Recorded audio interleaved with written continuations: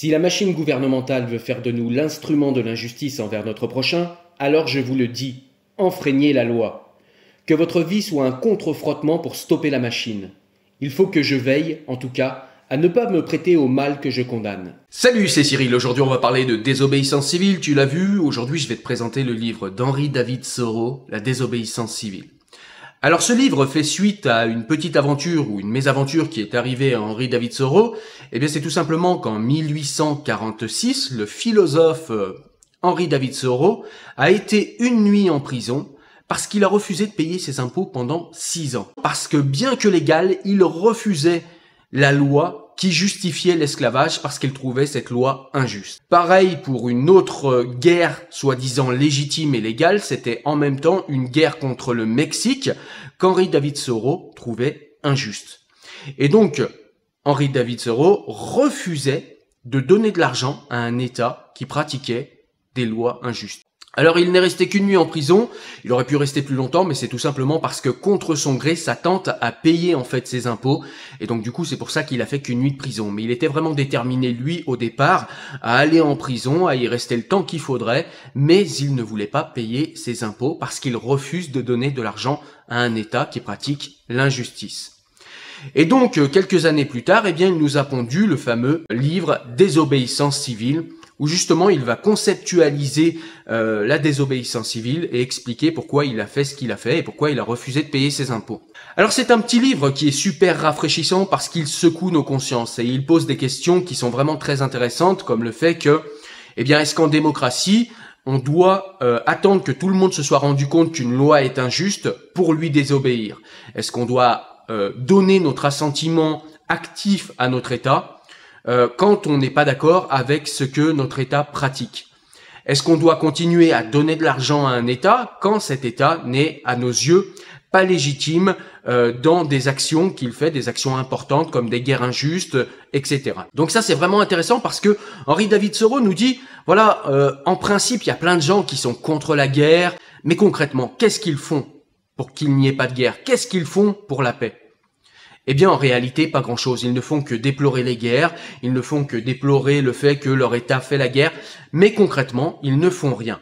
En fait, ce que veut nous dire Henri David Thoreau, c'est qu'il ne s'agit pas, en fait, pour exercer son droit, pour exercer son frottement contre l'injustice, de voter une fois par an ou simplement de parler dans son coin et de condamner dans son coin. La citoyenneté ne saurait se réduire à la simple expression du vote. Il nous dit, Henri David Thoreau, qu'en principe, il y a beaucoup de gens contre la guerre. En fait, il n'y a personne qui fait quoi que ce soit contre la guerre, ou si peu de gens. Et Henri David Thoreau ne prône pas les actions violentes contre l'État. Donc il défend le fait tout simplement qu'il faut refuser d'adhérer au contrat social, il faut refuser de payer ses impôts, qui est voilà le consentement à l'impôt et le fondement de notre adhésion au contrat social. Et puis il faut dire 2 mots sur cette adhésion au contrat social, c'est que eh bien quand on naît, tacitement, le fait de naître et de commencer à profiter des structures du système dans lequel on vit et de profiter de tout ce qu'il y a autour de nous et ensuite de consentir à l'impôt, eh bien c'est donner notre consentement tacite quant au contrat social dans lequel on vit. Ça, c'est ce qui se passe dans toutes les nations. Alors il y a des contrats sociaux qui sont meilleurs que d'autres, on peut vouloir s'engager en politique pour modifier certaines choses et d'autres, mais n'empêche que tant qu'on a profité de la structure, en fait, des structures de notre nation autour de nous, eh bien, ça veut dire que tacitement, on est d'accord avec tout ce que notre État fait, ou presque.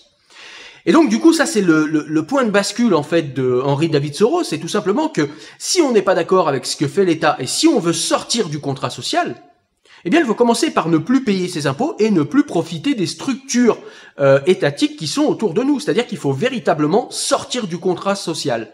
Et ça, on voit qu'aujourd'hui, par exemple, ça pourrait avoir une pertinence intéressante dans le fait que, eh bien, on a notre président qui nous a sorti les non-vaccinés du contrat social. Du coup, si en étant non-vaccinés, on est des citoyens irresponsables ou on n'est pas des véritables citoyens, est-ce qu'on doit continuer à payer nos impôts? Est-ce qu'on doit continuer à accepter que le contrat social s'applique sur nous?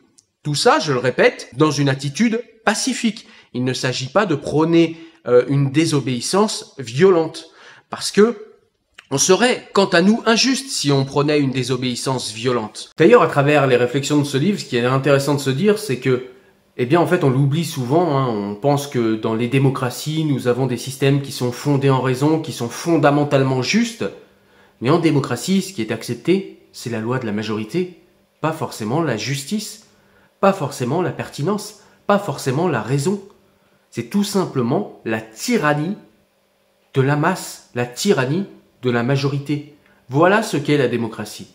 Voilà, donc c'est vrai que c'est un livre qui est rafraîchissant pour tout ça, parce que c'est un livre en fait qui nous évite de nous endormir avec notre bonne conscience en nous disant bon bah notre État fait la guerre, notre État émet des lois qui sont pas très justes, mais somme toute bah on n'y peut rien, nous c'est pas tellement notre faute, alors bah on déplore passivement, mais on fait rien du tout pour que ça change.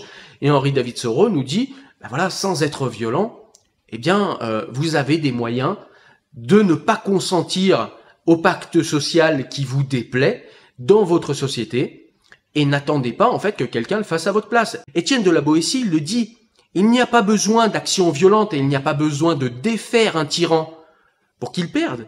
Il suffit juste de ne rien lui donner. Il suffit juste de ne pas consentir à lui obéir. Et il est défait de lui-même. Et Henri David Thoreau, lui, s'est simplement contenté de le faire. Et c'est vrai que ça peut paraître ridicule comme ça, parce qu'une personne qui refuse de payer ses impôts, eh bien, il a rien changé à lui tout seul, et puis, du coup, il a été une nuit en prison, il aurait pu y rester plus longtemps si sa tante n'avait pas payé, mais somme toute, vous pouvez me dire, bah ouais, mais ça change rien en fait, il a rien changé. Bah déjà, il a changé le fait qu'aujourd'hui encore, on en parle. C'est un petit peu comme Gandhi et sa désobéissance pacifique, c'est la même chose. Eh bien, c'est des choses qui n'ont pas forcément tout de suite changé les choses, mais n'empêche qu'aujourd'hui, on en parle encore. Parce que aujourd'hui, on se pose encore la question de savoir si on doit obéir à des règles illégitimes et si loi et règles illégitimes il y a, sur quelle base morale, en fait, on peut se fonder pour décider qu'une loi, en fait, n'est pas juste ou est juste. Si vous avez ne serait-ce que 100 000 ou 150 000 citoyens qui font ça dans une grande nation comme la France, eh bien, ça pourrait faire bouger un paquet de choses. Et ça pourrait mettre sur la table des réflexions que nous n'avons pas aujourd'hui. Mais pour cela, eh bien, ça nécessite d'avoir un petit peu de courage, parce que si vous refusez le consentement à votre pacte social, ça veut dire que vous consentez, en tout cas que vous ne paierez pas vos impôts, que vous ne donnerez rien à votre État, mais ça veut dire aussi que vous ne profitez de rien de ce que nous donne l'État et de ce que vous donne l'État en échange de votre participation et de votre consentement. Dans ce livre, Henri David Thoreau critique également le monstre froid, la puissance froide qu'est l'État, tout simplement parce que, eh bien, les gens qui peuplent cet État sont des gens qui très souvent, en fait, servent l'État comme des robots. C'est-à-dire qu'ils vont suivre les lois, ils vont suivre les règles, ils vont suivre ce qu'on a toujours fait, sans jamais se poser de questions, sans jamais être véritablement connectés à leur conscience, sans jamais être véritablement connectés à des valeurs. Tout simplement, ils obéissent et ils servent l'État comme des robots mécaniques. Et ça, c'est très dommageable pour Henri David Thoreau. Et encore une fois, ici, il nous invite, que nous soyons au sein des structures d'État ou pas, à nous réveiller et à agir selon notre bonne conscience et à ne pas donner, encore une fois, notre responsabilité, ne pas céder notre responsabilité, ne pas céder l'autorité que nous avons sur nous-mêmes à des tiers. Et puis, dans ce livre, Henri David Thoreau nous rappelle également quelque chose qu'on sait tous, qui est une tautologie, mais qu'il est bon de répéter quand même. C'est tout simplement qu'un homme qui aime l'argent et qui est protégé et qui fait de l'argent grâce à un gouvernement, défendra ce gouvernement. Ça veut dire que si le gouvernement défend des entreprises, défend des structures industrielles ou défend des chefs d'entreprise, il est évident que ces chefs d'entreprise vont défendre le gouvernement également. Encore une fois, ici, ça n'est pas la justice, ça n'est pas la rationalité, ça n'est pas forcément l'éthique qui est en train de se montrer. C'est tout simplement qu'il faut se rappeler que les entreprises défendent les gouvernements qui leur font faire de l'argent. Et ce n'est pas forcément les gouvernements les plus raisonnables qui font faire de l'argent aux entreprises. Henri David Thoreau nous parle aussi de ces gens qui aiment beaucoup l'argent et il nous dit que, eh bien, parmi les gens qui aiment l'argent, il y a peu de gens qui sont véritablement vertueux. Tout simplement, c'est pas que l'argent en fait rend corrompu, c'est tout simplement que quand vous aimez l'argent, eh bien forcément vous allez toujours avoir deux objectifs antinomiques et vous allez toujours avoir en fait deux lièvres à courir en même temps, la conscience, la vertu et l'argent. Et très souvent, et on le voit aujourd'hui, on a moyen de manipuler les gens en leur proposant de devenir riches, en leur proposant d'acquérir une fortune, en leur proposant de faire beaucoup d'argent, en leur proposant un bon salaire, même pour certains ça suffit. Et les gens qui aiment l'argent, alors on a tous besoin d'argent, l'argent est nécessaire pour vivre, il ne s'agit pas de dire que l'argent c'est le grand Satan, c'est le grand mal, etc. On a besoin d'argent pour vivre et on a besoin de vivre de manière aisée pour pouvoir profiter un petit peu de la vie et puis pour pouvoir avoir du temps pour penser tout simplement.